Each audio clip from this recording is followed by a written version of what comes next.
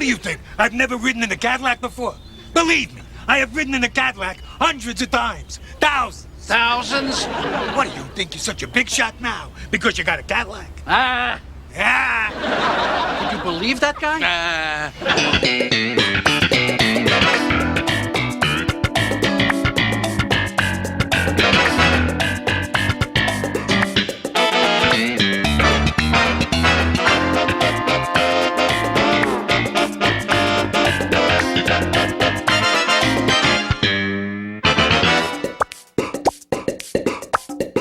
Hello, and welcome to Seincast, a retrospective on all 180 episodes of Seinfeld, being hosted by two guys who can barely run their own lives. My name is Vinnie. My name's Matt. Look who's recording at 1 o'clock. The #1 podcast on iTunes, TV, and film. I don't know how it happened, but we finally arrived.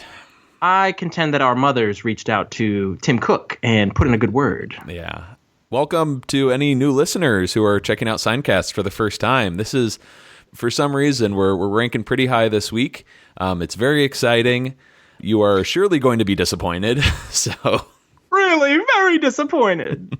One of my friends sent me a screenshot from the Instagram page saying, "Hey, you're famous." I said, "No, I'm not." It's kind of fun to be hanging out with some actual professional podcasts for, I don't know, the next couple of days. Hours. Yeah. Rubbing elbows with the glitterati, if you will. Yeah, there's a lot out there. Well, Vinny, we're going to get started here in a couple of minutes, but I wanted to talk about a fun little Larry David cameo in the recent trailer for Last Week Tonight. Share, Matthew. Well, I'm sure a lot of our listeners have already seen this. We have a clip here to play, but it's a promo for the 4th season, and it's a great series of gags where you think, they're talking about Last Week Tonight, but it's really the new season for Game of Thrones. Then it's Silicon Valley, and John Oliver's popping up in all of these different shows. It starts off with the most anticipated show of 2017, and you see the Iron Throne, and then John Oliver peeks his head behind. "Oh, you didn't mean me." Right, and then Kumail Nanjiani is ridiculing him no, they're talking about our show. We're the #1 comedy. Right, but eventually it gets to this one scene. And finally, it's the long-awaited return of the HBO show everyone's been waiting for. Oh, no. Oh, you thought that applied to you? Yeah, I did, because we've been off for a while, Well, 5 years. Yeah, why have you been off for 5 years? I've been busy, okay? What have you been doing? Things. Last Week Tonight with John Oliver. So that's very exciting, right? To see not only Larry David, but, kind of talking about Curb Your Enthusiasm. Love it. Right around the corner. He's got a blue popsicle that he's eating while he's walking. You asked before we recorded, is he drinking coffee or something? And we double-checked the video, and yeah, sure enough, it's a popsicle. He's a big kid. Larry actually had a cameo in the season 3 finale when it was this montage of different people around New York and celebrities saying 2016. Mm-hmm. So yeah, it's great. Very excited for the new season of Curb. I'm sure we'll be talking about it in the coming months. But Vinny, if listeners want to reach out to us, how can they do that? They can email us at seincast@gmail.com, find us on Facebook, Twitter, Tumblr, Instagram, and now they can leave us a voicemail at 262-622-6726. And if you'd like to support the show, you can donate, which is a huge help with monthly hosting costs and getting a new show out each week. We have a link in our show notes if you'd like to donate. Thanks to the following listeners: Eric Wilkins at a rate of $2 per month, David Gorlin, Stephanie Januszewski, Ryan Rowenhorst, James Romanesco, Gavin Hills from Canby, Oregon, Scott Turnbull from Aptos, California, Dara Murray from Queensland, Australia. Good day. Don't keep that in. I think the good day is the equivalent of I don't know, howdy. Oh, okay. Right. Oi! Cut that out, please. I don't want to offend. Tyler Fink from Denver, Colorado. Graham Bunn from Ontario, Canada. Blake Solomon from New York, New York. And Alexander Epstein for his very generous donation. Thank you so much, Alexander. And thanks to everyone for your support each and every week. Vinny, what episode do we have this week? We are discussing the 14th and 15th episodes of Season 7, The Cadillac, written by Larry David and Jerry Seinfeld, directed by Andy Ackerman, and originally airing February 8th, 1996. Right on. One of the hour-long Seinfeld episodes. That's right. It's funny because a couple weeks ago we did an episode called The Caddy, which could have been misconstrued as the Cadillac episode. Yes? No? People get them confused all the time. Yeah. I actually get this episode confused with the bottle deposit because, they're both hour-long episodes in season 7, and I'm like, which one is Marissa Tomei? Which one is, Kramer with the cable? Yeah, anyways. All right. God. Interesting to note, this is the last episode that Jerry Seinfeld gets a writing credit on. So we know Larry and Jerry have their fingerprints on every episode of Seinfeld pretty much. But this is his last credited episode. I think Larry will have at least one more with the finale. He probably wrote the invitations too, I would think. One would think, yeah. He usually begins and ends the seasons. It kind of makes sense, though, because Jerry's going to be taking over the reins. So it makes sense why he wouldn't have any writing credits. If only there was a way we could check to see if Larry wrote that episode. But moving on here, let's talk a little inspiration this week. Vinny, did you know that Larry's father was the president of his condo in Florida? I actually did not know that information. Does it end there? No, there's more. Yeah, LD actually bought his father a Lexus, and he knew that some people were making comments about it, so Larry's beautiful mind that it is, thought the next step would be perhaps Larry's dad is siphoning off funds from the condo board. Right. I just love this. It makes me even happier knowing that this is another storyline ripped from his life, in a sense. Yeah. Now, Jerry, go ahead. Well, your parents live in Florida, so they do. Do you? I don't know. Are you starting to see any similarities between Phase 2 or Del Boca Vista with your folks? Absolutely. My parents live in one of those, retirement villas, if you will. They call it like Disneyland for adults, but everybody's driving around in golf carts and lots of elderly wearing those cabana shirts, And it seems, I've noticed that as my parents get older, their filter seems to be less and less. So just like we're going to see in these condo board scenes, these old people are just going to be shooting off at the mouth, which is great. Makes for great comedy. Well, as we mentioned earlier, this is one of those hour-long episodes. And what's interesting about this particular one is it wasn't meant to be an hour long. We've actually talked about in the past how some episodes could benefit maybe from being an hour long, or maybe we get greedy and we just want to see more of this episode. This is literally one of those situations where they just had too much and there was no way they could cut it all out. So they, they filmed the episode, and while they were editing it, realized, hey, we need to write some more here and film some new scenes. There are some scenes that we are aware of were put in to extend the episode. Right. So when those come up, we will point those out. But what I like about this particular hour-long episode is that this feels like a Seinfeld movie because of these long, drawn-out scenes and multiple locations spanning from New York to Florida. This one feels like we're watching like a mini Seinfeld film, which is usually a treat. Well, Vinny, I figured we could just run through some of the other hour-long episodes on Seinfeld. You've got The Boyfriend from Season 3, my personal favorite episode of Seinfeld. You've also got The Trip from Season 4. Do we consider The Pitch, The Ticket an hour long? I do. I count that as a combo. The Pilot, the finale from Season 4, one of my other favorites. The Raincoats from Season 5. Highlights of 100 clip show, does that count? It counts. It's an hour long, two-parter. The Cadillac this week, of course. Then we're going to get the Bottle Deposit in a couple of weeks. And then we don't get an hour-long episode until the clip show The Chronicle and the finale in Season 9. Little lag time. Yeah, big time. I thought there was at least an hour long in Season 8, but sure enough, no. How do you feel about hour-long episodes, Vinny? Are you a fan of them? Do you feel like they sometimes go on a little too long?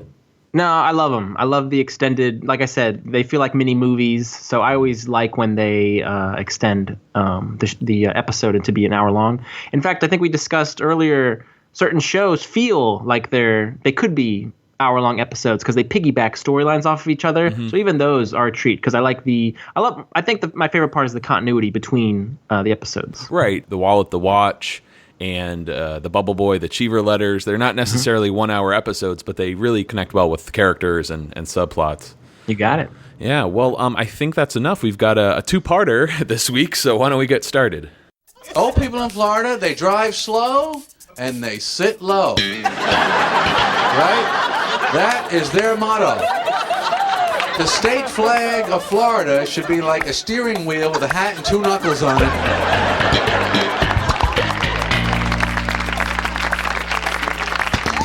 And that left turn signal on from when they left the house that morning. Right? That's a legal turn in Florida. It's known as an eventual left. And old people get to a certain age where when they back out of the driveway, they don't look. You know what I mean? They just feel like, well, I'm old and I'm coming back. I survived. Let's see if you can. One of my favorites. One of my favorite Jerry visuals is that flag, you know? Because you can Hat and two imagine it. knuckles. It's so simple. It's a genius idea. And this one, you know, as classic as it feels, you can see how honed it is. This one is directly lifted from Jerry's act, as well as his HBO special, I'm Telling You for the Last Time. I thought so. It felt very familiar, but also just really polished. He's done other bits on old people, also phenomenal. It seems like he's really got that nailed down, just from his experience as well as Larry's. They really know how to write funny for these old characters. For sure. And in the coming months, we'll get 2 new Jerry specials on Netflix. It'll be interesting if he returns to his old person repertoire. Oh my. Anyways, a first scene of the episode, we are in Jerry's apartment. He's arriving home after traveling on a stand-up gig. And not only did he kill, but the pay was unbelievable. So unbelievable, he's actually thinking of donating a large portion of it to charity. Really? No. And to tell you the truth, though, he was thinking of buying his father a Cadillac. Cadillac, ooh la la. Turns out Morty has wanted one all his life, but he's never been able to afford it. Oh, you're going to score some big points with the man upstairs. Wasn't that what this is all about? Now, I've always wondered, you know, how much was this check that Jerry got from his comedy gig? Do you have any way to ballpark it? Honestly, I never really gave it much thought. I just assumed he was at that level in his career where he was making good money, but I never really put a number on it. We do know that later on Jerry will buy his dad the Cadillac. So let's assume he pays for it in full, right? He doesn't do any financing. In the money, Jack says, I want to sell it back to you, but I want the Kelly Blue Book value, $22,000. Now, that's a year later. Would the Kelly Blue Book value lower the price at all, or would it still be around the same? I would imagine the value of the car would depreciate, once he drives it off the lot and it's, a year old. But that's maybe Jack Klompus did his research, Right. So, well, let's just say it's at least $22,000 the check, which to me sounds pretty huge for that's very impressive. Comedy. Yeah. Any notes from this scene from you? I really like Kramer's energy when he walks in. It's one of those genuine Seinfeld moments. Hey, you're back. Oh, but I'll tell you, I hate that follow-up line. I'm back, baby. I'm back, baby. Oh, he's in a good mood. He just killed at this corporate gig. He made 25 G's. It always got under my skin. It's very similar to the old man for you. My old man is I'm back, baby. All right. Say no more. I won't argue with you. Couple lines that stuck out to me in that scene. I liked Kramer's, this is unbelievable. As well as his, when he becomes really awkward around Jerry. I don't think I could talk to you anymore. I feel inferior. And I feel like Jerry actually channels a little Larry David. And he's like, I'd rather not. Oh, yeah, exactly. I don't know. Reminds me of Larry. I also noticed Jerry is, out of the goodness of his heart, wanting to buy his father a Cadillac. Doesn't that seem like more of the nice guy early, seasons 1 through 3 Jerry versus a season 7 selfish Jerry that we've grown accustomed to? Yeah, in a sense, but I'd argue that Jerry is always consistently nice to his parents. True, wanting to pick up the check for dinner or pay for gas. I mean, it's always about money with Jerry and his parents. Mm-hmm. But on that note of, nice guy Jerry, I feel like that joke he makes about, I was thinking of donating a large portion to charity. No. Yeah. That's like pure Jerry. Yes. That we really haven't seen in those earlier seasons. And we kind of get the flip side of that coin with Kramer, being a very charitable, nice guy. Now, see, that's nice. And we know... Always picking up the check. Yeah, right. And Kramer would donate to, the Krakatoans. Do you remember That's that? true, yeah. Mm-hmm. Kramer's generosity has spanned the entire series. For sure. Now, I noticed two things about the costumes and the set design in this scene. Of course, Kramer's famous lobster shirt. That's right. I don't think this is the first appearance. I think we saw this in an earlier ep. Yeah. We all know Jerry has that classic Apple computer, the Macintosh. This episode, and this might have cropped up earlier, but he has this giant PC monitor on his desk. It's huge. It looks like a tooth, it goes really far back. And I had this flashback to the Hulu Seinfeld apartment from summer of 2015. They got a lot of flack for, despite creating this amazing set of Jerry's apartment, they got one detail wrong. They didn't have the Mac computer on his desk. They had this giant PC, and all these websites out there were like, "Hey, you got the computer wrong." And I think eventually, bogus, man. I think eventually Hulu changed it. They swapped it out. And I always wondered, why the hell did they put just this old PC monitor there? But it does track with these later episodes.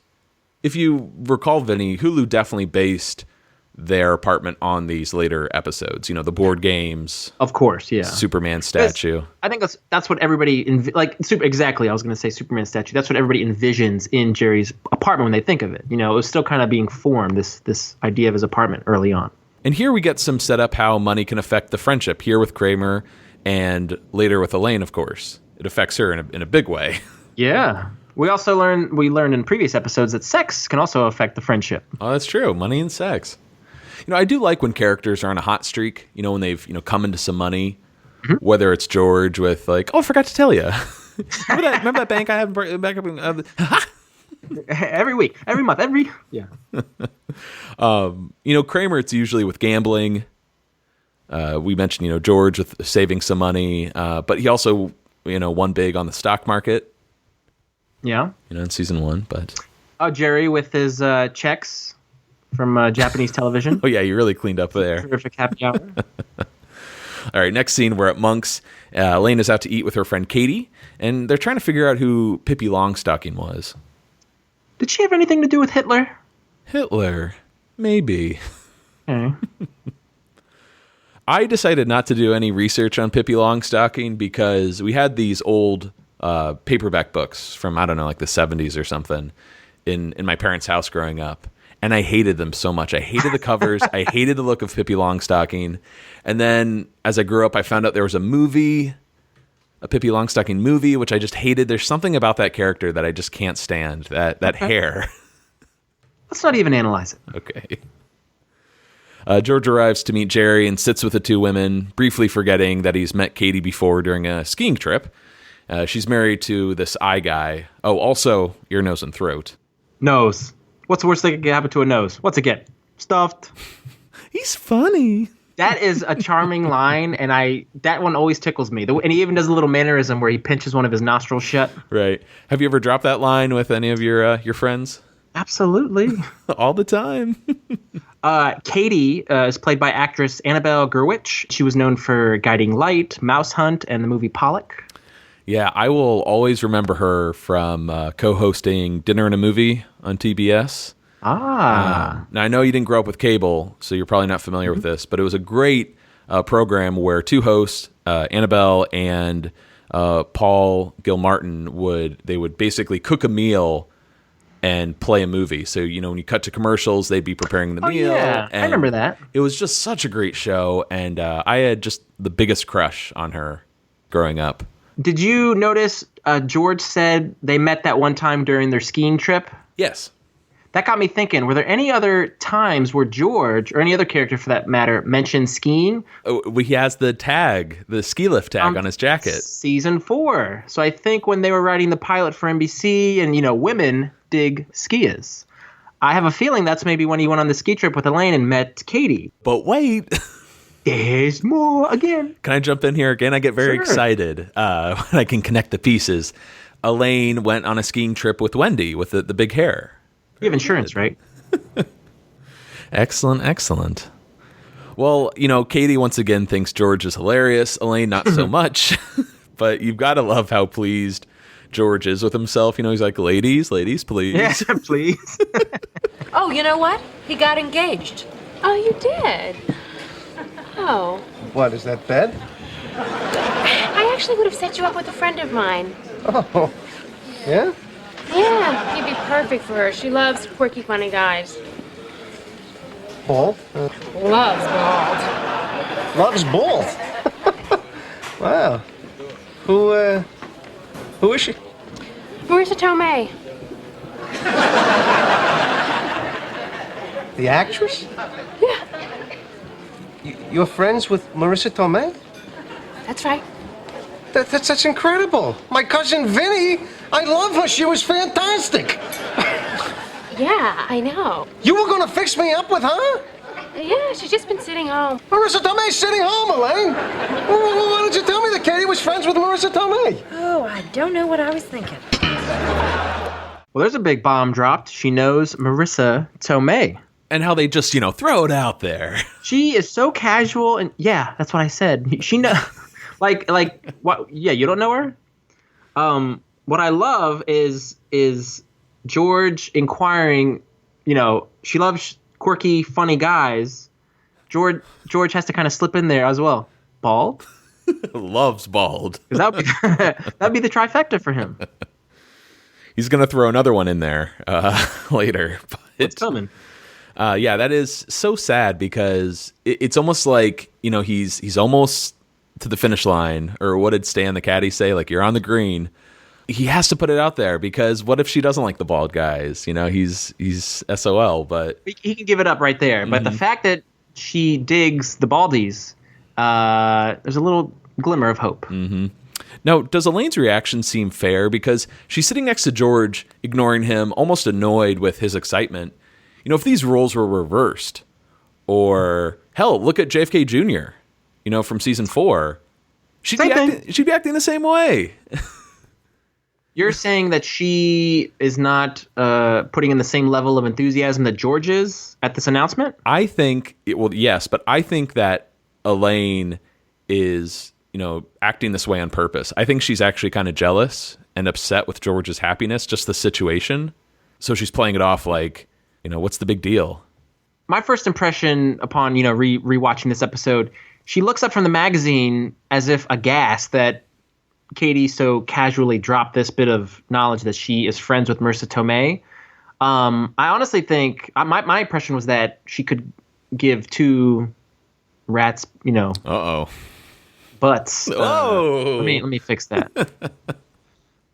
My impression was that she really didn't give a shh about George and his enthusiasm for this Marissa Tomei revelation. I'm the exact opposite. I think she knew that Katie was friends with Marissa, and she's just, I don't know. She was jealous of George's engagement. Now she's jealous even though she knows the engagement will prevent him from dating her, I don't know. It's just Elaine and George are so complicated because they never just go out and say it. But we're getting into that stage where I think Elaine just really despises George. Yeah. And she tries to mask it as much as she can. We'll see examples of that later on in this episode. There you go. Well, next scene, we are in Jerry's apartment. George arrives and hears that Jerry just bought his father a Cadillac and is going to fly down to surprise them. He's quite the good son. Yeah, I'm a very good boy. His mother was right. So sweet. So George asks if Jerry is going to sleep on the fold-out, which is an interesting comment. Great callback for one, but, how does George know about this pullout? Well, how could you not want to complain about that bar when you got back from Florida? That's true. Thus referencing the pen from season 3, one of the few episodes, or the only episode that George wasn't in. Yeah, that's what I'm saying. But yeah, okay. You're right. Jerry probably mentioned it at some point. And then Elaine as well. Of course. George starts talking to Jerry about Marissa Tomei and sort of takes his time. What do you think of her? Elaine's friend knows her. I could have been fixed up with her if I wasn't engaged. Oh. That's a popular expression they always insert into the clip shows. Of course. So George starts ranting about what he's missed out on, especially being someone's type. As we heard earlier, she loves funny, quirky, bald men, and she won an Oscar. Like I don't know that. My cousin Vinnie! I love that! Have you been plagued by that movie? Not as much as you would think. I mean, that is the most famous Vinnie reference that I get, But it's funny because people ask me, do I have a cousin Vinnie? which is incorrect because I'm the cousin Vinny. So really, they need to ask your cousin. Exactly. Okay. So it's more of a treat for my cousin when they can say, I have a cousin Vinny. Oh, right on. You spell your name differently than the Vinny in the movie. That's right. But he spells it Vinny, which I think is the more common spelling of Vinny. Mm-hmm. And I was given Vinnie. There you go. But no preference, whatever you want. Hey, con, or con. Or con, head or con. God damn it. What I wanted to ask you, Matt, is if you were in George's position, you're getting engaged, or you are engaged to a woman that you kind of have lukewarm feelings for, she doesn't want to talk about stalls being extended to the floor. Can we change the subject? Do you think you would be able to drop that a girl that fit your perfect mold and is an Oscar winner and is Marissa Tomei potentially being interested in you? Would you be able to drop that? Or would you fixate on it like George? I feel so sleazy saying this, but wouldn't you pursue it as well? I mean, honestly, if you don't fit in with your fiance, that was going to be my argument. But you made this commitment to her. He's got to cut it off and then pursue Marissa. None of this sneaking around. She pursued and I withdrew. Maybe you should go talk to the rabbi about this. Yeah, there's an idea. So you would pursue it if things weren't working out. It's Marissa Tomei, Matt. Okay. Well, George equates being on a date with an Oscar winner, Marissa Tomei, now to being set up with Katharine Hepburn 50 years ago. Now there's a match. You and Katharine Hepburn. I mean, you've seen her, right? Katharine Hepburn? Oh, yeah. Marissa Tomei! Love this back and forth. There's so much in this scene. That Abbott and Costello ping pong. It's so good. Yeah. So George starts talking about Marissa being his type, dark hair, full lips, stresses how much he loves full lips. Something he can really put the lipstick on. Yeah, too bad you're engaged. Jerry's just loving this. Now, I always think of the fix-up. Whenever George talks about a woman's physical attributes, I can't help but thinking about Jerry and George, same setting, talking about Cynthia. I was hoping he would have mentioned lips in that episode, in that exchange, but he didn't. No. He went over thick, lustrous hair being very important to him. I'm sorry, thick, lustrous hair is very important to you? Yeah, that's what I said, thick, lustrous hair. He also went... I'm sorry, we both put our hand on our scalp when we did that. That was interesting. Little scalp scratch. He also inquired about the cheeks having a pinkish hue. A pinkish hue? Yeah, a rosy glow. But when Jerry prompted about women kill to have her eyebrows. Who cares about eyebrows? Exactly. So no mention of lips, but we now learn George likes hair, yes, cheeks, and lips. What about the body? Good body. Personality? Great personality. There's a knock at the door, and such a great little moment here. Did you notice this? Jerry takes a bite out of some pie and ice cream he prepared earlier, and he just sets it down saying, "This is no good." I sure did. I love that. Little throwaway, but man, it's it's a little cherry on top of his great scene. It's moments like these, I think, are the best part of Seinfeld, really. It's totally unnecessary, pure Larry, Jerry moments. Yeah. God, they're so good. Hi. Excuse me, I'm with Plaza Cable. I'm sorry to bother you. I'm looking for the guy who lives over here. Been waiting about 2 hours. You happen to know where he is? No. Do you see him? Could you just tell him the cable company was here? Sure. Thank you.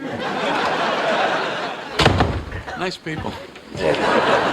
Listen, let me ask you a question. What if I got a cup of coffee with her? Well, what about Susan? I can't have a cup of coffee with a person. I'm not allowed to have coffee. Would you tell Susan about it? Not necessarily. Well, if you can't tell Susan about it, then there's something wrong. Of course there's something wrong. We had a pact. Hey, cable guy's looking for you. Oh, yeah? Yeah. Yeah, I've been getting HBO and Showtime for free. See, they just found out about it, so now they want to come and take it out. Well, said he was waiting about 2 hours. Seemed a little put out. Oh, was he? I guess the cable man doesn't like to be kept waiting. You don't seem too bothered by it. You remember what they did to me 10 years ago? Oh, we'll be there in the morning between 9 and 1. Or we'll be there between 2 and 6. And I sat there, hour after hour, without so much as a phone call. Finally, they show up. No apology. Tracking mud all over my nice clean floors. And now, they want me to accommodate them. Well, looks like the shoe is on the other foot, doesn't it? I've never seen you like this. Oh, you don't want to get on my bad side. So that was Nick from Plaza Cable. Nick Stevens. For Nick those Stevens. playing at home, yeah. He's good people. He seems like a nice guy. Let's just go over him right now while I have it up. Sure. Walter Olkovich plays Nick Stevens. I hope I'm pronouncing that correctly. Matt, did you know he's a Jersey boy? I didn't. Where's he from? Bayonne. My friend Brad, we played Risk together. Do you remember? I know Brad. Yeah, he's from Bayonne. He has his family owns the local hardware store there. Oh, you don't say. Resnick's. Any shout out to any All right. Bayonne listeners? Plugola of the week. But Walter Olkovich was in The Client. He was in the opening scene of The Client. Is that correct? Yeah, we were talking about this. I was haunted by that movie as a kid because I was way too young to see it. And he's the guy, that shoots himself in the car. Never knew that was him. He's got this full beard. Nice. Sorry. Okay. He was also he's also a series regular on Grace Under Fire, and he was in Twin Peaks. He's also going to be in the is it reboot or what do you call it? It's the new season, really. The new season. Mm-hmm. He's in the new season of Twin Peaks, as well as he was on Mr. Belvedere, which I remember being. I enjoyed that show when I was growing up. Oh, nice. Getting back to Twin Peaks, he plays Jacques Renault. He's a very important figure, especially in the first season of that show. I got to get on this Twin Peaks, man. Everybody we know has been in it. Regarding the clip we just heard, though, I like how Jerry, he's talking with his best friend. His best friend is kind of tiptoeing around, would it be okay to just get a cup of coffee with Marissa Tomei? Jerry handles it very delicately and doesn't call George out. And if we contrast this to Elaine later on, she's going to be more direct. Mm-hmm. You want to see if she likes you. Jerry and Elaine both understand what George is doing, but being his friend, it's like, I'll handle you with kid gloves here. He's there for his friend, but just completely different than the way Elaine handles it. And kind of helps George kind of admit it, realize it, as opposed to Elaine, who's just accusing him, confronting him with it. Giving him the straight dope, if you will. More like a dope giving it to him straight. Is that right? Yeah, you got it. Okay. You got it. You got it, yeah. And then we learned that Kramer has a bit of an edge to him. He holds grudges. Yes. We get a side of Kramer, a rare side, a bad side, an ugly side. I didn't know there was an ugly side. Can you think of any other previous scenarios or future where he has such a side? I can't think of any at the moment. Kramer is really a nice guy. He makes a lot of stupid comments that get people in trouble, but, for the most part, he's got a good heart. Here's one for you. I'm thinking a little flea market action when Elaine and George forgot to invite him. He kind of shuns them? Yeah. And he's like, oh, I'm fine, And then he finally confronts them about, thanks for the invite. Right. So he was holding a grudge with them. And then I also thought about when he takes, I don't know if it's the karate episode, but when it goes down on the street, he doesn't walk away until it's finished. Apparently. That's more of his edgy side. Oh, here's one, too. He had to plunk Mickey Mantle. That's true. He was getting a little angry there. I own the inside of that plate. A few notes I picked up on. I love Jerry when he, says goodbye to Nick. He's like, nice people. Yeah. He's got that smirk on his face. George also mentions the pact from... Oh, that's right. Earlier. And I think this might be the last mention. Hang on. One more. In the invitations. The finale, yeah. Come on. But good trivia here. Kramer getting HBO and Showtime for free. Nice. Thought that was interesting. And that made me think about, Kramer and his history with cable. And I, of course, think of the baby shower, right? Cable boy. Jerry's going to be a cable boy. A cable boy. A cable boy. Oh, so weird. Especially now in season 7. It's like, did that really happen? Yeah. But it makes me wonder, Kramer had an illegal hookup then. I don't know if it went away or if he lost it, but is it quite possible that now it's finally catching up to him? Yeah, he probably could have had it all along, because he's always getting things for free, mooching off his friends. I'm sure maybe Lomez gave him the box, or Corky Ramirez. Or those two weird... Oh, that's right. God. Next scene, we are at George and Susan's apartment. George is watching My Cousin Vinny, and we get a brief clip of Marissa Tomei delivering that line about, the tires and the 64 Buick Skylark. Oh, good. Yeah, I was hoping you'd say it with the accent. I'm You terrible. can't have pods of traction on the 64 Buick Skylark. Excellent. I kind of have the urge to watch My Cousin Vinny now. Well, so I didn't see the movie until a couple of years ago. Oh, you sad, stupid little man. I noticed you threw in stupid there. I was very excited, though, to get to this scene in the movie because I only knew it from this episode of Seinfeld. Of course you did. So I'm like, what is she talking about? Is this the... is this positive attraction? Why is it so positive? I was really surprised, though, what the movie was about. Like, I didn't know it took place in the South. And, like, I didn't know she was with Joe Pesci. Yeah. Like, I just didn't understand the movie. I only could assume what it was about based on this 5-second clip. Of course, dumbass. Hey. So Susan arrives home, and you can tell how the relationship, feels very off, more so than usual. As we've pointed out in the engagement, Jason Alexander, Heidi Swedberg, had an interesting working relationship. There wasn't much there in terms of a connection, but I think it feels off in the best way possible, because George is totally into Marissa Tomei. Mm-hmm. It's making him realize how much he doesn't want to be with Susan. And I'm also going to throw out there, too, just pay attention to Heidi Swedberg's performance this week. I think this is her best episode. Yeah. Out of anything we've seen so far or yet to see. Each time she kind of unknowingly suspects him, what she's peering over him, he's on the couch, she's behind him.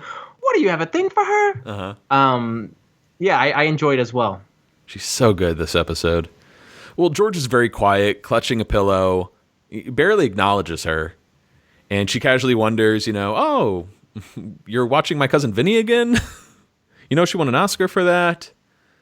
Oh, and she says, God, she's beautiful, isn't she? I wish I looked like her. And George is watching and just kind of gives a little nod and glance to her. Yeah, I wish that too. Right. So, Susan jokes, oh, you like her more than you like me. And she heads to the bedroom when George gets on the phone and calls Elaine. And he keeps his voice really low and tries to jog Elaine's memory about who they were talking about at the coffee shop earlier. And Elaine can't remember. I think she's totally playing George right now. Oh, really? I really do. Maybe I'm paranoid, but I think she's playing him. And George impatiently shouts out, Marissa Tomei! What was that? Nothing. And anyways, George wants to meet her, grab a cup of coffee, but Elaine refuses because he's engaged, and they get into the screaming match until Susan enters and George, pretends he's watching the movie. Oh, the judge! I hate this guy! I, for one, love the judge from My Cousin Vinny. Fred Gwynn? Yeah, Herman Munster. Was he a jerk in the movie? No, he was just kind of a stoic, cold hard judge who wouldn't let Joe Pesci kind of away with anything in the trial procedure. So he was doing his job. Yeah. But man, that guy's delivery to what was that word? Too cute. How many times have you seen My Cousin Vinny? I own it. I had it on VHS. I may have had the DVD, and now I own the digital on iTunes. It's my young lady's favorite movie. Is that right? So it was kismet that she ends up with a Vinny. I'm not just saying this, really. Here we go. Kelly has a little Marissa Tomei thing going on. Tell me something I don't know. I noticed this from our recent visit. I picked up on I it. actually propositioned her. Cut this out. I wanted to do a couple's costume for Halloween where I would be my cousin. I would be Vinny, and she would be Ms. Mona Lisa Vito. And I would wear the leather jacket, and she would have the leotard. Right. We might make it happen. Look amazing in this leotard. What happened? Why didn't you guys do that? I think just schedules, and she's not a huge Halloween. It doesn't excite her like it does for you. Mm-hmm. Maybe I could be Marissa Tomei next time. Actually, it would be better if you were Marissa Tomei because the heights would be more appropriate. So Kelly was like, it's not practical. Yeah. Thanks, Feldman. All right, next scene, we're in Jerry's apartment. Kramer is staring through the peephole, the fisheye, sees all, and Jerry is talking with Elaine while he's packing a suitcase for Florida. And, just the setup here with Elaine and Jerry, packing on the kitchen table, it kind of reminds me of The Robbery from season 1 with the master packer. Just goes to show how far we've come, over 120 some episodes. Speaking of which, how far we've come, it's a night and day between the Elaine back then.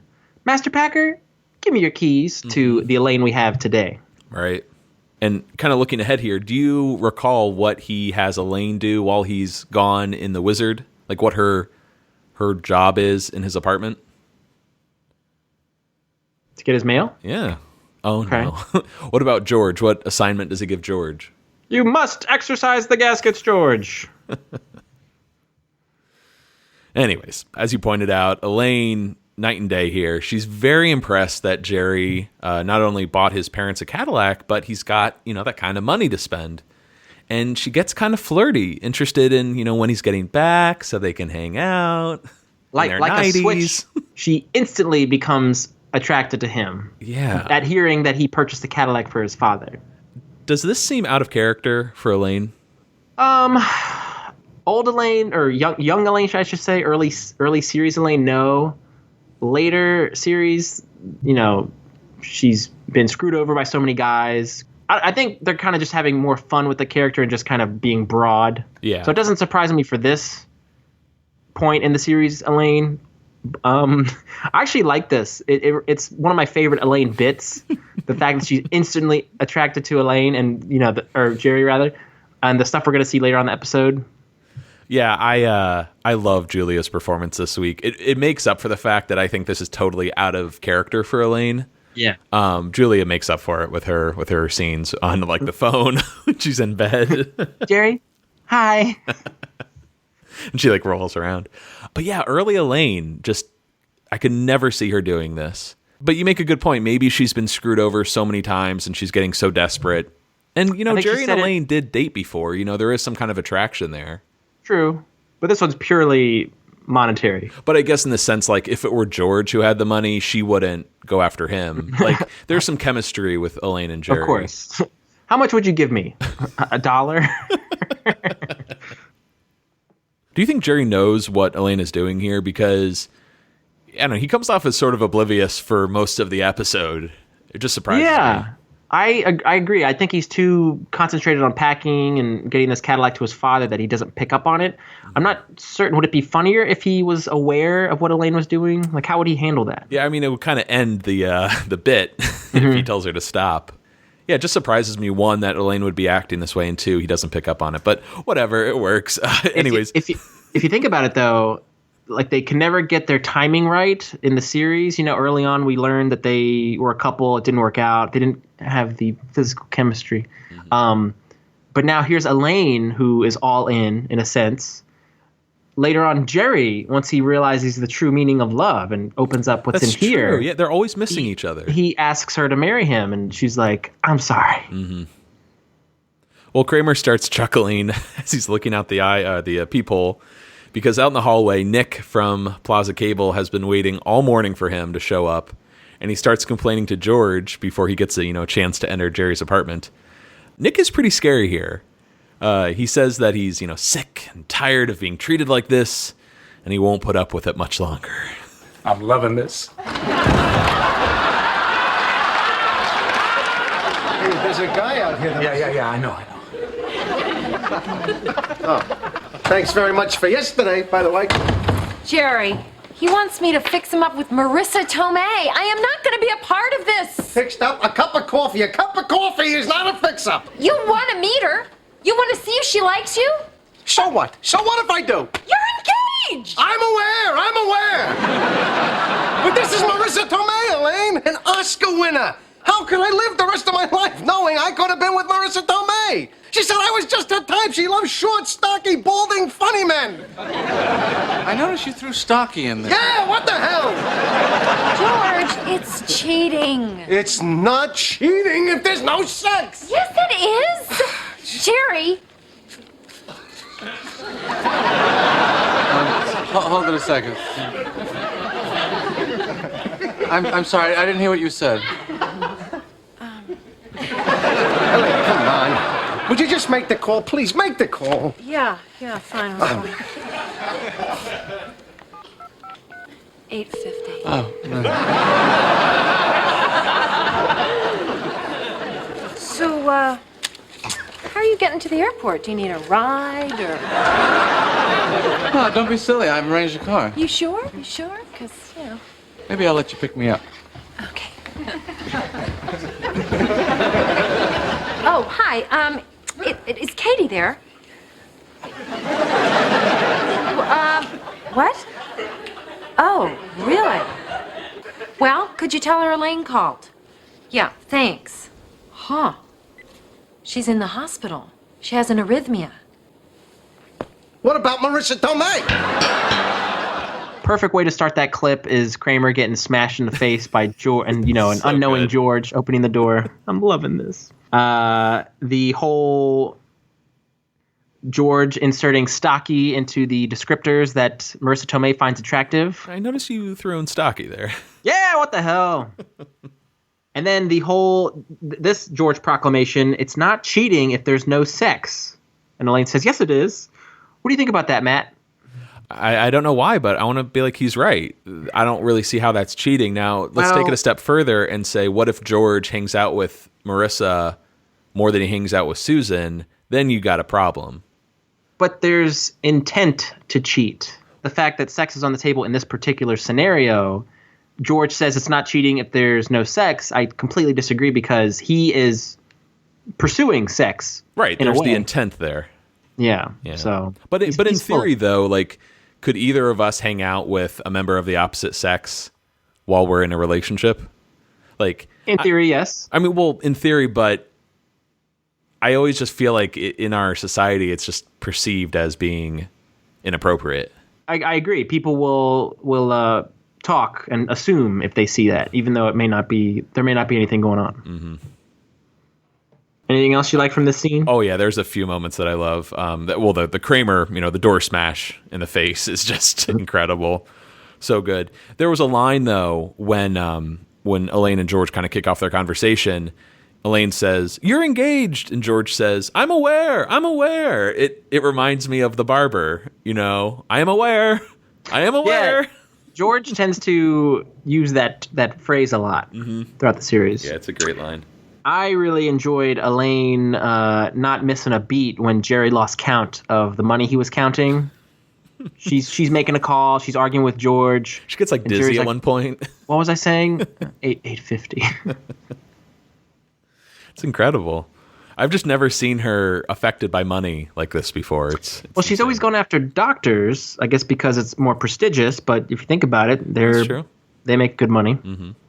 I'm loving George this episode. Mm-hmm. Everything he's doing, every decision he's making. I keep harping on this every week, but nothing I find wrong with his behavior here. Okay, interesting. Well, except for the whole cheating aspect. Well, hang on a second, because I might have misheard what you were saying earlier. You're saying that George is okay to meet up with Marissa Tomei in this situation. I disagree. Oh, you disagree? Yeah, what I was saying was I still love this character, even though he's being despicable in his intent to meet Marissa Tomei, as well as not give any thought to Katie, who's in the hospital with an arrhythmia. He could care less. What about Marissa Tomei? Yeah, it's brilliant. I think this could be one of the darkest George storylines, where he is so despicable but lovable. Yeah. Now, I figured we could talk a little bit about maybe Marissa Tomei's Oscar history here. Of course, My Cousin Vinny, she won Best Supporting Actress in 1992 for that role. And she was nominated 2 more times, I believe both for the same category, Best Supporting Actress, in 2001 for In the Bedroom, and in 2008 for The Wrestler. Wrestler was a good movie. Mm-hmm. But yeah, I mean, her career is just incredible when you check out IMDb. It's just, we'll talk about it later, but she's just been in so many great movies. She's going to be in the new Spider-Man. That's right. She plays Aunt May. More like a younger, more attractive Aunt May than... she's more like a sister May or a mom May, not an Aunt May. And we're down in the Seinfeld's condo, phase 2 of the Pines of Mar Gables. And Vinny, please tell me I'm wrong, but have we only been here once before in the pen? And that's it? That seems really Fargo. We've seen the Fargo. Seinfelds. Sorry. I don't know, Margo. It seems like we've seen the Seinfeld since then. They just have been in New York. Right, but I feel like we've been on this set, more than once, but sure enough, this is only the second time I'll be damned. We've seen it. Last time we saw the Seinfelds was a while ago, too, in The Doodle in season 6. Okay, cool. So it's been a long time coming here. Helen is scolding Morty for opening a box of cookies when there's already a fresh box of Snackwells open on the counter. Look, I got a few good years left. If I want a chip ahoy, I'm having it. One of my favorite Morty lines. So I good. want to know, was Chip Ahoy singular in the script written that way, or was that Barney Martin just calling it a Chip Ahoy? And cool little reference that the Snackwells appeared on the counter. Mm-hmm. Snackwells pop up quite a bit on this show. That does make me think of the 90s. Mm-hmm, yeah. Anyways, Jerry bursts through the door and surprises his parents. You got to love their reaction. It's just so sweet. I love Morty's, you are really something. Jerry is very excited to take them outside and show them their new gift, a nice, big, juicy Cadillac.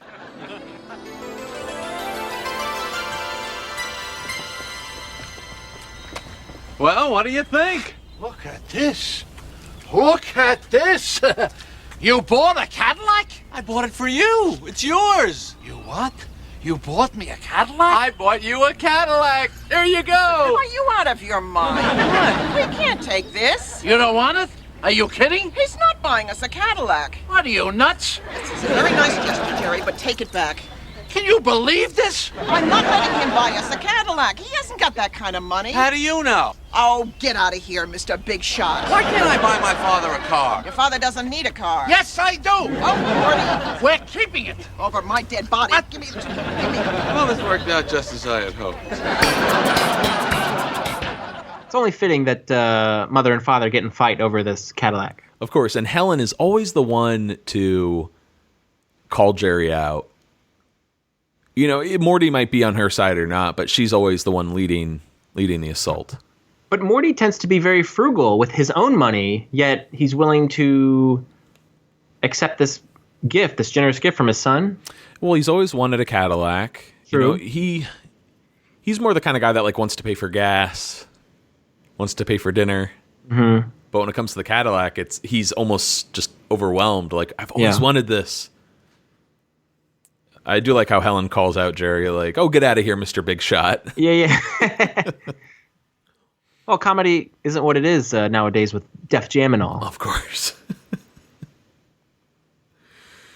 All right, let's jump ahead here, actually. This is when Morty is checking out the specs of the car, and he's very impressed that it has memory. He could be in prison for 5 years, and when he gets out, it'll go right back to where he likes it. That's what I was thinking. Mm-hmm. It being the seat. Little foreshadowing there, the prison talk. Oh, of course. Of course. Well, enter the one and only Jack Klompus. And we heard some of this scene at the top of the episode. But right out the gate, there's some tension. We know Morty and Jack are, friends, not by choice.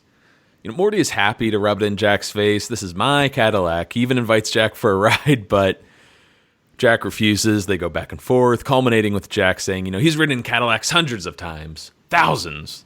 Thousands?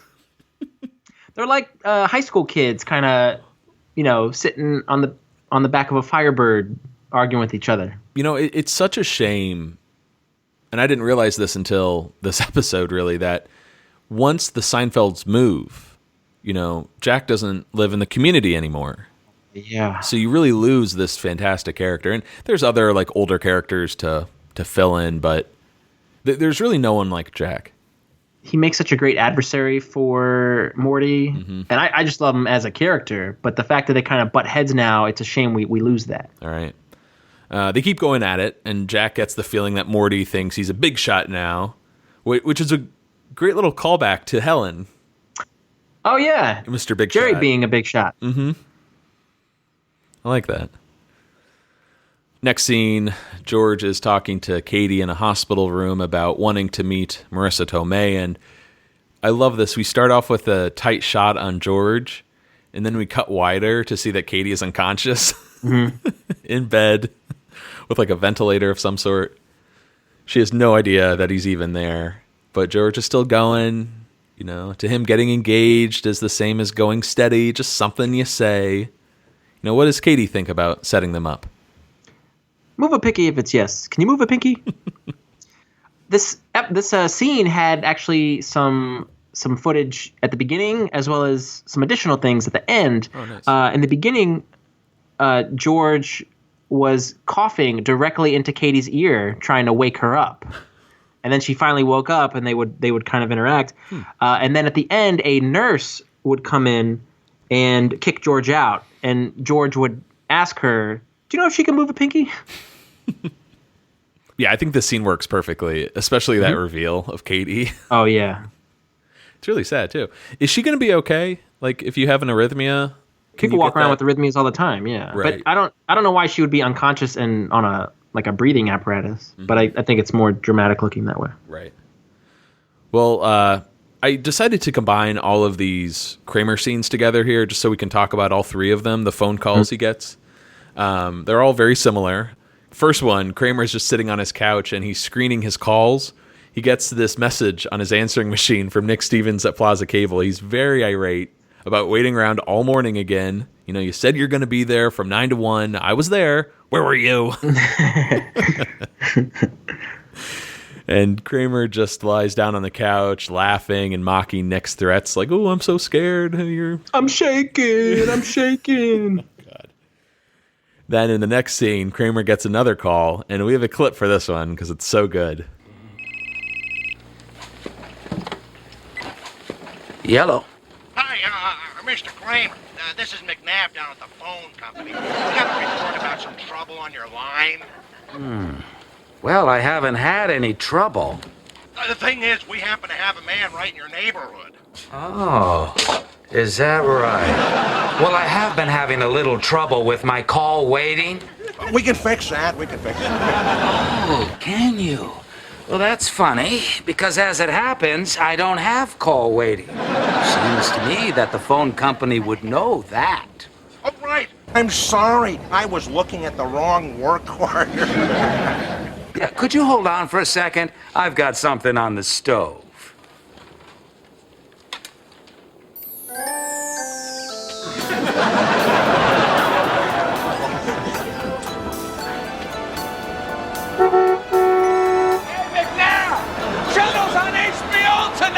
Why don't you stop by? Ooh, a lot of things I love about this second call that Nick Stevens makes. First one, have you ever used Nick Stevens for the ID round in your trivia? I have, yes. But... Well, my question to you is, has anyone ever put down McNabb? Yes, that has happened early on. And do they get credit for that? Because I think that should be like an Easter egg that they should get. Right. It would be, so I host Seinfeld Trivia in New York City for any of our first-time listeners, and one of our rounds is an ID round where you have 10 characters. You know, some easy ones like George and Elaine, but harder ones like Nick Stevens, and you get a point for their first name and their last name. So in this case, McNabb would only be 1 point. But if you want the 2 points, you get Nick and you get Stevens. But man, that's a great pull if you can... I guess you have to. What if you put 3? Can you put? Well, I would argue Nick Stevens, aka McNabb. Well, I would argue that Nick Stevens is a harder name than McNabb, because even Kramer says, "Hey, McNabb," you know, like that to me is more memorable than, you know. All right. But and hey, a little callback to Chunnel. It's on HBO now. It came to video, of course, from the that's pretty cool. The pool guy. Yeah, everybody out of the Chunnel. And what is it about Kramer? He's done this before in another episode. Can you think of it when he's leaning out of a cab shouting at someone? Cigar Store Indian. Yes, very good. And how much do you love Nick disguising his voice on the phone? Yeah, it's like he's from Philly or something, but it's fantastic. I don't know, but it's really fun to try and imitate the. I was looking at the wrong work order. Oh, we can fix that. That. It's kind of like Rain Man-ish, you know? Oh yeah, definitely like the Rain Man. Mm-hmm. Good music here too. Jonathan Wolfe, the music composer, nails it here. We get like a repeat of a theme later, and then the closing theme is just excellent stuff here. He's earning his paycheck this week. Mm-hmm. And then the final Kramer scene here is later on. He gets another call from John Hannaran at Con Ed. Oh, it's Hannaran now, is it? Yes, Kramer, of course, thinks it's Nick again, calling from outside at the phone booth. But this time, we actually cut to Hannaran, and he's a legit Con Ed guy calling from work about power surges in the building. It's just an aside. There are some jokers on the roof, and they must have damaged some wires. And I wondered, I was like, wait, was this scene supposed to take place after the chase? Because they're running on the rooftops. Yeah, I never thought about that. That could be. I don't know. That's just a weird, like, excuse. That'd be kind of... Yeah, but I guess the chase scene is so climactic. Like, that's like the big showdown between the two. That's probably why they had this before. Of course, I agree 100%, but I just wonder originally if the jokers he was talking about were Kramer and Nick. That would be really cool if that worked out that way. Mm-hmm. Maybe they were impractical jokers. Oh boy. I'm reaching, I'm sorry. Well, Con Ed needs to get into Kramer's apartment for a safety check, but Kramer isn't buying any of this. In fact, he looks out the window just like before, thinking there's going to be Nick at the phone booth. Instead, it's a large black woman. Of course, it must be Nick. Oh, you are good. You're really good. And Kramer hangs up. That's that. He's so confused. Hannaran, he's like, what are you talking about? Right. So Kramer could possibly have a, I don't know, like some kind of electrical fire in his apartment. Yeah. His very life is in danger. This place could blow at any minute. John Hannaran is played by Daniel Zacapa, and he was in Seven, which, damn, he was 1 week late. You get my joke, right? Okay. And my favorite bit of trivia about this guy, he was in The Sandlot. He plays Grandpa Squints Polydorus. Forever. Wow. Forever. That's him. That's crazy. Yeah. Very interesting. 173 guys. I'm sure a lot of our listeners know exactly what we're talking about. That's very cool, man. Yeah. He's got a mustache, right? Great mustache. Yeah, good looking mustache. All right, next scene. Fine mustache. Next scene, we're down in Florida again for a condo board meeting. Morty is leading the meeting as condo president to discuss restoring this fence at the Broward Gate. Turns out it's been broken for 6 months, but Morty wants to find the best price, doesn't think it's cost feasible. I bet you don't. Yes. Jack pipes in, accuses Morty of stealing funds from the treasury, and if he needs proof, just look at the new Cadillac he's driving. And Morty tries to explain, my son bought that for me, and no one believes it. They all saw his act last year at the Playhouse. He's lucky to pay his rent. He stinks. It's his material. So Jack gets all of the board members riled up, and they move for a full investigation on the... I second it. Yes. Man, this scene got me thinking, if they ever wanted to do a Seinfeld reunion show, like for real, I want them to wait until all the principal actors are in their 80s and then have them in a retirement facility in Florida and them having scenes like this where they're arguing with each other about, painting a fence. And I just think that would be really original, and it would make for a fantastic Seinfeld reunion show. I like that idea a lot. I think that's fantastic. It could be like Golden Girls, pretty much, but exactly with the Seinfeld 4. Golden Boys. Oh, I love it. And girl. Girl. Let's talk about some of the people in the room. Bill Macy plays Herb. He's the guy who's running the meeting. And what's going on here, Jack? He was in Maude, The Holiday, The Jerk, as well as Analyze This. Analyze this, analyze that. Okay, I need a boku. And then I think my favorite character in this episode is Ralph, who is it's his material guy. He is played by Jesse White. And this guy actually passed away in 1997, so this was his last acting credit. He passed away shortly after this episode. He was in Harvey, The Bad Seed, and The Cat from Outer Space. Yeah, I noticed, too, he was credited as the Maytag repairman in some TV commercials. Ah, yes. And odd bit of trivia, Gordon Jumpy, who plays Mr. Tomasulo of Play Now, like I'll see you in hell, Costanza, he took over for Jesse White as the repair guy. Oh, wow. Very cool. So kind of cool connections there. Also, I want to give a shout out to Jesse White because he was in at least one, maybe two Twilight Zone episodes, which nice. I recall them being horrible. I think one's with, what's her name? Carol Burnett. And I think he was in another one with Buster Keaton. So two, like, I mean, being a comedy legend himself, being with two comedy legends as well, he's worked with some greats, but he might be the last Seinfeld actor to appear on a Twilight Zone. I think we've gotten through all of them at this point. Wow. But what's more interesting here is Jerry actually knew about Jesse White before filming this episode. He knew about him when he was a kid. In fact, there was one time in New York, Jerry's growing up, he saw Jesse White, he chased him down, and he actually got his autograph. He really admired him.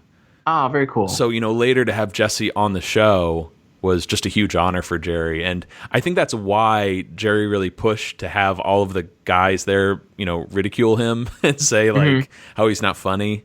The fact that they're making fun of his material. And that line, Jerry was a huge fan of it. It's his material that really cracked him up.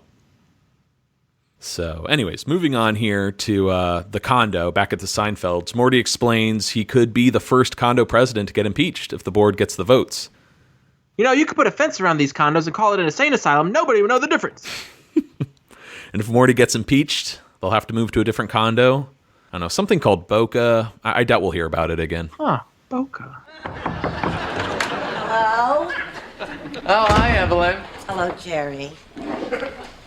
I just got off the phone with Saul Brandis. What did he say? He's voting to impeach. Not because he thinks you stole the money, but mainly because you never thanked him for giving you his aisle seat at Freddie Roman's show. I did so thank him. No, he never heard you. I told you he didn't hear you. He's deaf anyway.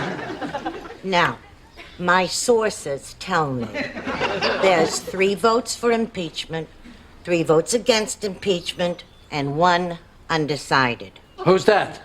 Mrs. Choate. Who's she? Oh, that one? She's been a member of the board longer than anybody. She's very tough to deal with. Maybe we should have her over for coffee and explain our side of it. That's a good idea. Okay. I'll see you at the Lichtenbergs tonight. The Lichtenbergs? Yes, they're having a party. We weren't invited. Well, probably they think you're too good for them. Because of the car. Aren't you Evelyn? I love Evelyn. She previously was in the Penn episode, yes? Yes. Mm-hmm. We actually, I think, referenced her at the start of last week's episode. A week late, when I'm like, hi, how are you? Oh, yes, we did. Some trivia, the Lichtenbergs, that name, those are real-life friends of Larry David. So once again, he's inserting his buddies into the show. Yes. That's all I got. Well, the actress who plays Evelyn, Anne Morgan Gilbert, was known for playing Millie Helper, the neighbor on the Dick Van Dyke Show. So yet another, just famous, actress from the golden age of TV, I guess. It's just really cool to... It is sad on one hand because you're kind of saying goodbye to all of these great actors who live in the Pines of Mar Gables. But I'm glad we get one more appearance of hers that really mirrors the Pen. When she shows up and Jerry's like, hi, how are you? His greeting with her initially in the Pen is much more warm and receptive. This one, it's more like, hi. He's not as, I guess the whole experience being down there is kind of sullied now. A little stressful, too, with what's going on. I love all of the name drops where she's like, I just got off the phone with Saul Brandis. Yeah, you got Saul Brandis. He's pissed because you didn't give him the aisle seat at Freddie Roman's show. And then we hear of this Mrs. Choate, who's on the condo board. Yes, Mrs. Choate. Yeah, she's the one you got to suck up to get that vote. Now, you mentioned the Freddie Roman show. I'm not that familiar with Freddie Roman, but just a quick Google search. I'm sure a lot of our listeners are aware of him being a stand-up comedian. He is still alive, I believe, known for his one-liners. And interesting bit of trivia that ties back to Seinfeld, he is currently the dean of the New York Friars Club. Oh, wow. So there you go, Friars Club. Pretty We'll be cool. talking about that in a couple of weeks. It's funny, we talk about these older people. I feel bad saying that. Going to these shows. It's okay. They know they're old. What was I going to say? Oh, my parents just went and saw Johnny Mathis. Oh, really? And then they got tickets for Paul Anka. So it kind of mirrors this. They're going to see these classic artists, but, they're probably in the latter part of their career. Mm-hmm. Same thing. Just don't look. Just don't look. Da, da, da, da, da. Okay. Well, I thought we would have a better ending than that for this episode, but we are at the halfway point, and this is a two-parter. So let's put a pin in it. I said cut it. Will you stop signing? Put a pin in it for now. And Vinny, we will be returning tomorrow with part 2 of our discussion of the Cadillac. Bye-bye.